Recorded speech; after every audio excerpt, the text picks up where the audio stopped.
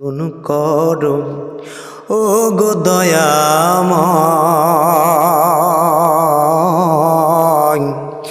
তোমার পথে চলতে গিয়ে না পাই যেন ভয়। আমি তোমার পথে চলতে গিয়ে না পাই যেন ভয়। আমি অটল যেন থাকতে পারি আল কোরআনের সাথে, ধৈর্য নিয়ে ডাকতে পারি দিন কায়েমের পথে। আমায় সাহস দিও, ধৈর্য দিও ও গো দয়াময়, তোমারই গান গাইতে গাইতে মরণ যেন হয় আমার। তোমারই গান গাইতে গাইতে মরণ যেন হয়। আমার একটা স্বপ্ন কবুল করো ও গো দয়াময়,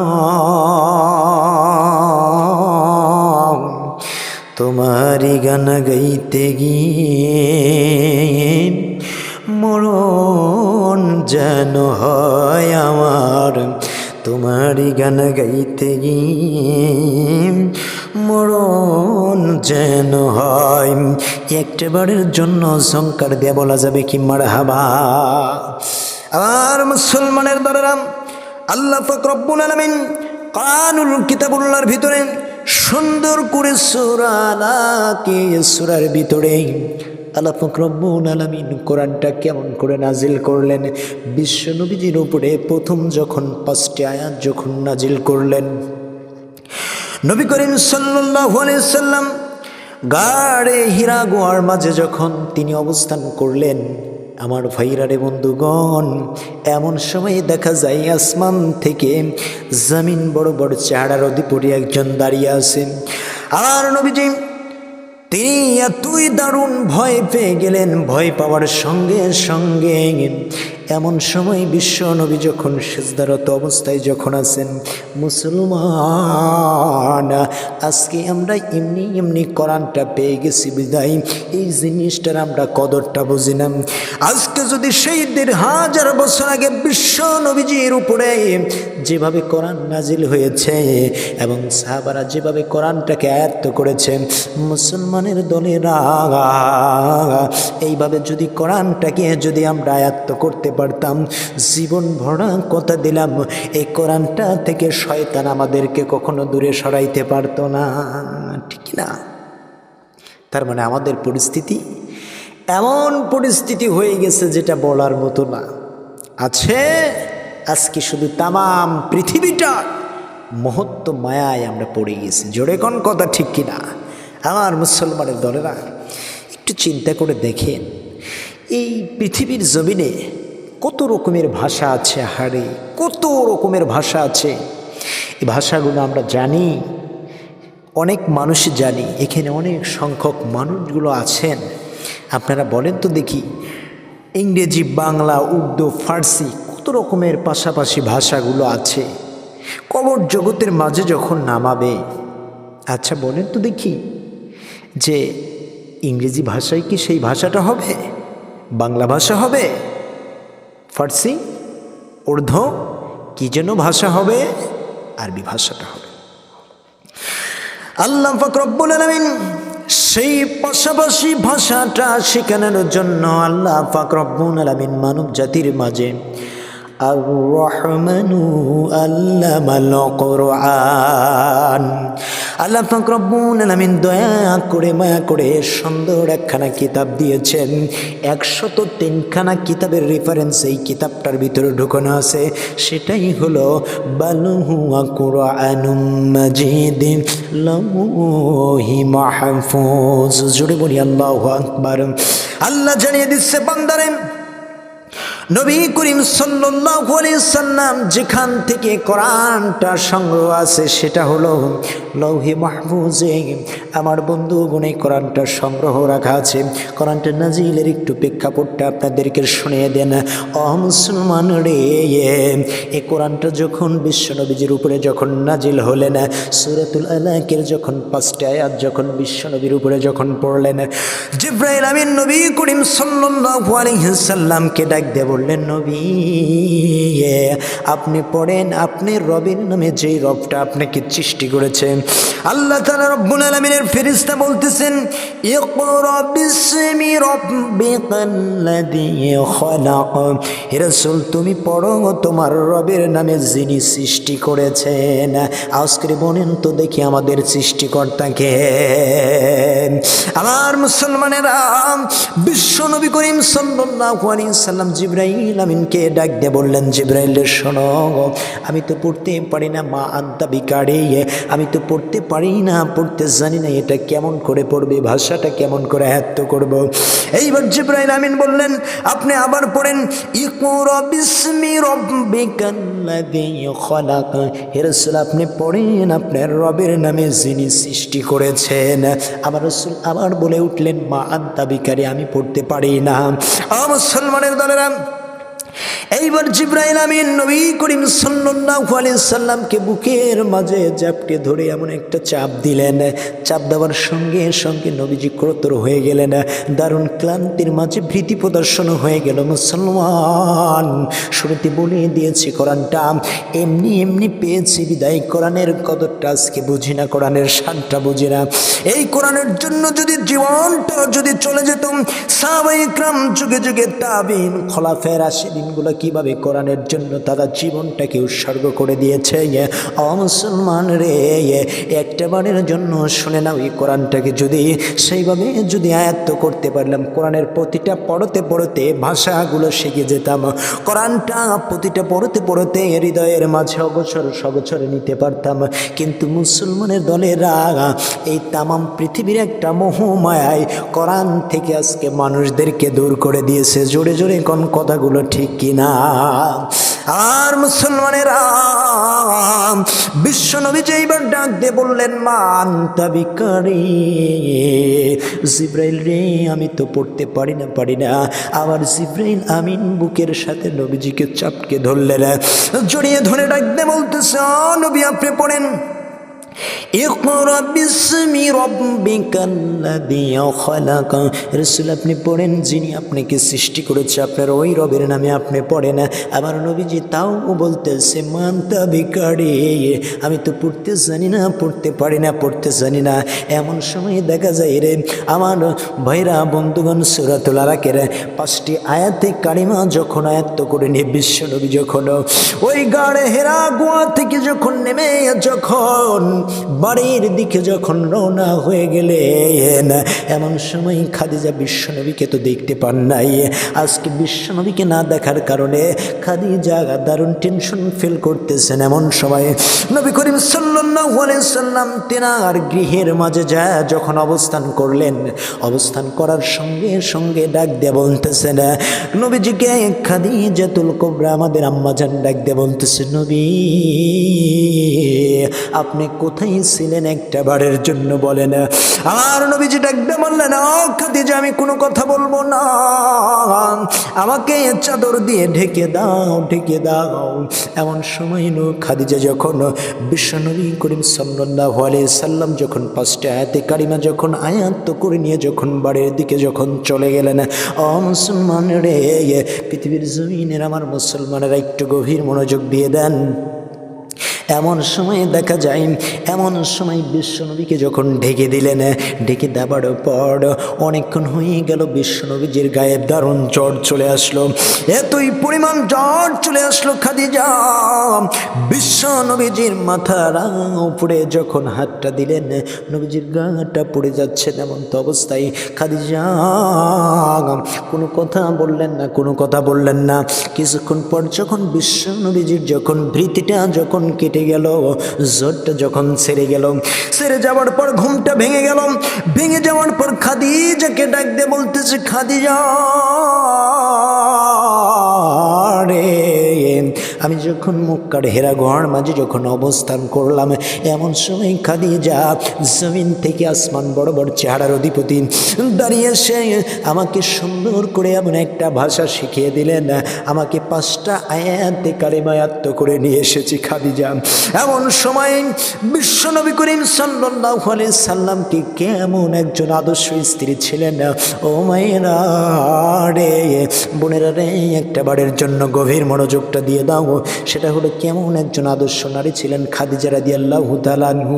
আমাদের আম্মাজান ডাকতে বলতেছে, স্বামী রে, আপনি ক্ষুধার্তকে খাদ্য দেন, এতিম মিসকিন অনাথ অনাথিনী পথে মরা আদা মরা কাঙ্গাল কাঙ্গালিনী হাবিলদার চকিদার রফাদার দফাদার সমস্ত মানুষগুলোর সাথে সদাচরণ করেন, আত্মীয়তার বন্ধনটাকে আপনি সুন্দরভাবে ঠিক করে নেন। ইয়া রাসূলুল্লাহ, ইয়া হাবিবাল্লাহ, এতিম মিসকিনদের মাথায় আপনি হাতটা বুলিয়ে দেন। না না, আপনার ওই সৃষ্টিকর্তা রব আপনাকে কখনো ভীতি প্রদর্শন করবে না, নিশ্চয়ই আপনাকে নবুয়তের কিছু সিলমোহর আপনাকে দিয়ে যাচ্ছে। আমার মুসলমানেরা, এরপরে দেখা যায় বিশ্ব নবী করিম সাল্লাল্লাহু আলাইহি সাল্লাম আম্মাজান খাদিজাতুল কুবরা রাদিয়াল্লাহু তাআলা আনহুর যখন এইভাবে যখন সুন্দর করে যখন সান্ত্বনাগুলো পেয়ে গেলেন, সান্ত্বনাগুলো পেয়ে পর বিশ্ব নবীজি যখন আপনার যখন ধীরে ধীরে ধীরে ধীরে কোরআনের বাণীটা যখন আয়াত্ত করতে শুরু হয়ে গেলেন, সেই সময় তৎকালীন সময় পৃথিবীর জমিন থেকে বলতেছে মুসলমানেরা, ওই 1500 বছর আগে বিশ্ব নবীজির পাশে কেউ নাই, শুধু কাফেরের হানাদার বাহিনীগুলো কোরআনের বিপ্লবী আন্দোলনগুলো, কোরআনের বাণীগুলো, বার্তাগুলো কিভাবে নিবে থাকবে। আল্লাহর বাণীটা সেই সময় মানুষগুলো প্রচার করতে দেয় নাই।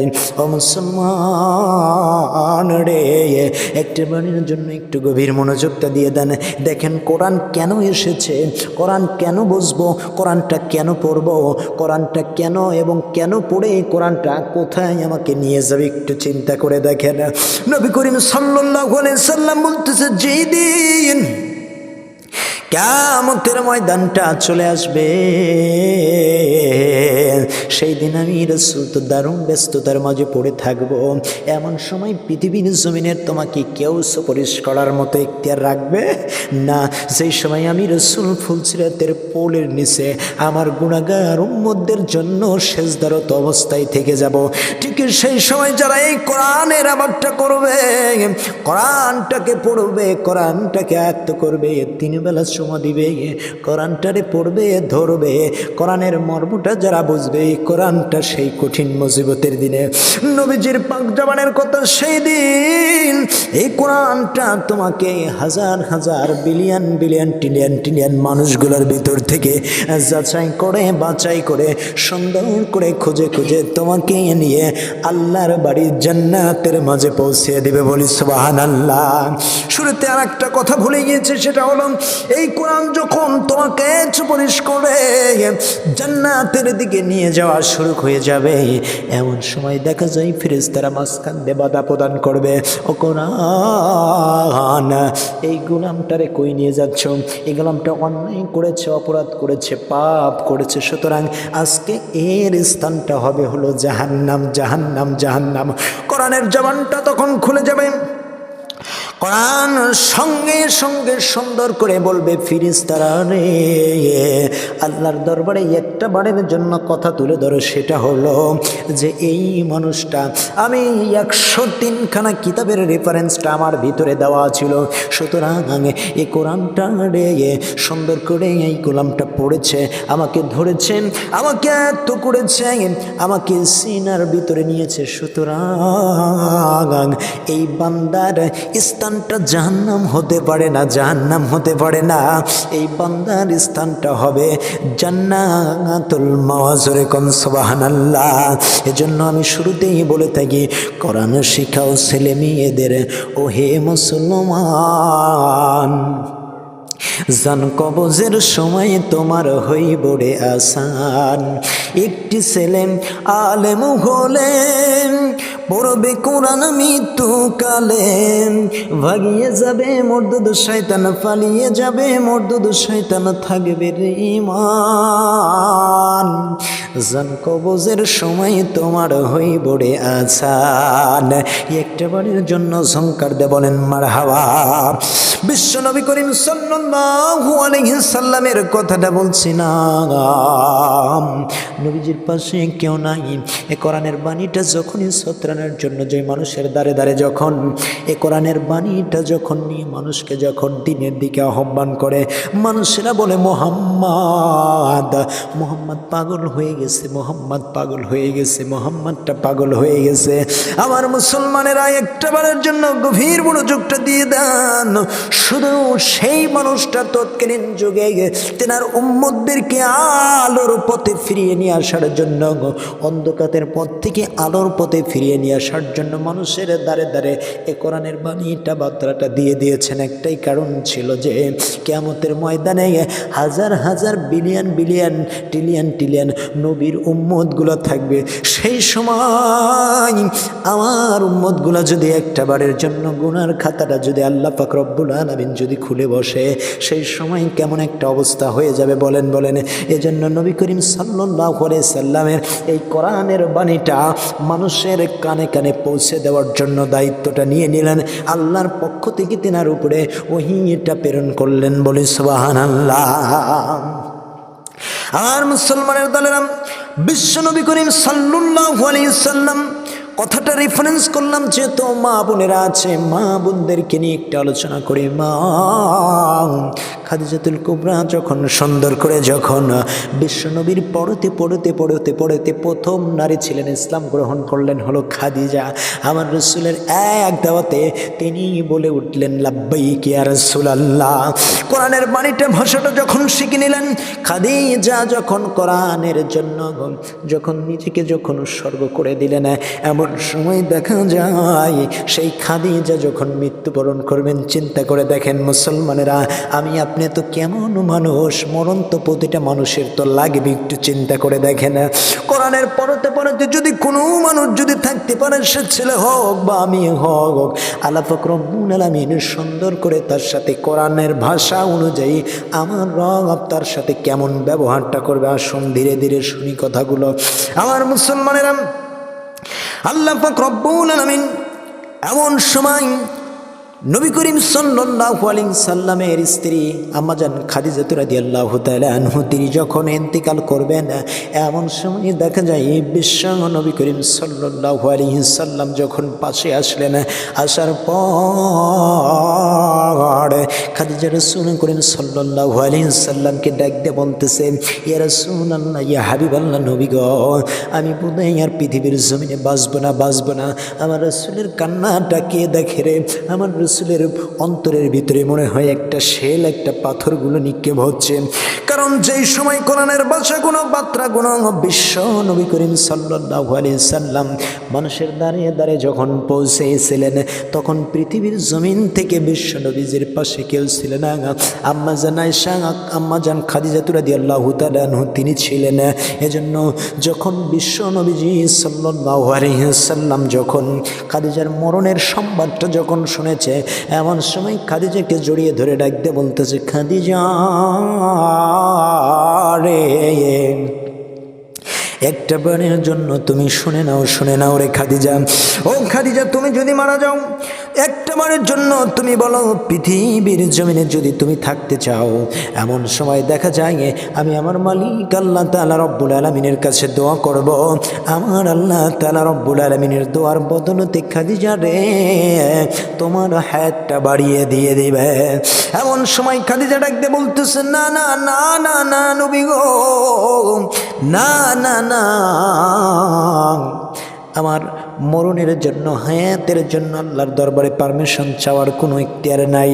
ইয়া রাসূলুল্লাহ, ইয়া হাবিবাল্লাহ, আমি চলে যেতে চাই, কিন্তু নবী গো, আমি যখন মারা যাব গো নবীজি, আমি মারা যাবার পরেই আমি আপনার কাছে 3টা ওসিয়ত করতেছি। এই 3টা ওসিয়ত আপনি কিন্তু পালন করবেন। আমার রাসূল খাদিজাকে ডাকতে ধরে বলতেছে, খাদিজা রে, 3টা ওসিয়ত কি একটা বারের জন্য বলো। এমন সময় খাদিজা ডাক দিয়ে বলতেছে, ও নবী গো, 1 নম্বর ওসিয়তটা হচ্ছে আমি খাদিজা যখন মারা যাব আপনি নিজে হাতে কিন্তু আমার এই গোসলটা দেওয়াবেন। এমন সময় বিশ্ব নবীজি খাদিজার সাথে কথা বলতেছেন, ওজোরে 2টা চোখ দিয়ে পানিগুলো বের হয়ে যাচ্ছে। 2 নম্বর প্রশ্নটা ওসিয়তটা করলেন, আমি যখন মারা যাব আমার গোসলটা যখন আপনি নিজে হাতে সমাপ্ত করে ফেলবেন তখন আমার গোসলটা কাফনটা সুন্দরভাবে আপনার জুব্বা মোবারকখানা দিয়ে আমার কাফনটা দিয়ে দিবেন। এরপরে নবী করিম সাল্লাল্লাহু আলাইহি সাল্লাম বললেন, খাদিজা রে, 3 নম্বর ওসিয়তটা কি একটা বারের জন্য বলো রে খাদিজা, বলো 3 নম্বর ওসিয়তটা কি? এইবার খাদিজা ডাক দিয়ে বলতেছে, স্বামী গো, আমি জানি না আল্লাহ পাক রব্বুল আলামিন আমার সাথে কবরের মাঝে কেমন আচরণটা করবে, জানি না কবরটা কারোর জন্য নির্জন জায়গা হবে, জাহান্নামের একটি গর্ত, আর কারোর জন্য জান্নাতের একটি টুকরা হয়ে যাবে। নবী গো, যতক্ষণ পর্যন্ত ওই আল্লাহ তাআলার প্রশ্নের জবাবটা যতক্ষণ পর্যন্ত না দিতে পারবো ততক্ষণ পর্যন্ত যেন আপনি নবী আমার কবরখানা ছাইরেন না, বলি সুবহানাল্লাহ। এমন সময় কত সংক্ষেপ করে দিলাম, বিশ্ব নবী করিম সাল্লাল্লাহু আলাইহি সাল্লাম মেরি স্ত্রী যখন পৃথিবীর জমিন থেকে বিদায় নিলেন নবীজি একই অবস্থা করলেন। এমন সময় বিশ্ব নবীজি নিজে হাতে ধৌত করে গোসল করিয়ে দিলেন, নিজের জুব্বা মোবারকখানা দিয়ে তেনাকে কাফন পরিয়ে দিলেন। কাফন পরিয়ে দেওয়ার পরে খাদিজাকে কবরের মাঝে যখন দাফন করে দিলেন, দাফন করে দেওয়ার সঙ্গে সঙ্গে এমন সময় দেখা যায় খাদিজা রাদিয়াল্লাহু তাআলা কবরে যখন নামিয়ে দিলেন, দেওয়ার পর কবরটা সুন্দর করে যখন উপরে বিশ্ব নবীজি বসে আছে, আমার রহমতের নবীজি খাদিজার কবরের পাশে বসে আছে। একটা বারের জন্য ফেরেশতারা কবরের ভিতর ঢোকার কোনো ইখতিয়ার পাচ্ছে না। সকাল থেকে সন্ধ্যা পর্যন্ত বিশ্ব নবীজি খাদিজাতুল কুবরা কবরের পাশে বসে আছেন। আমার মুসলমানের দলেরা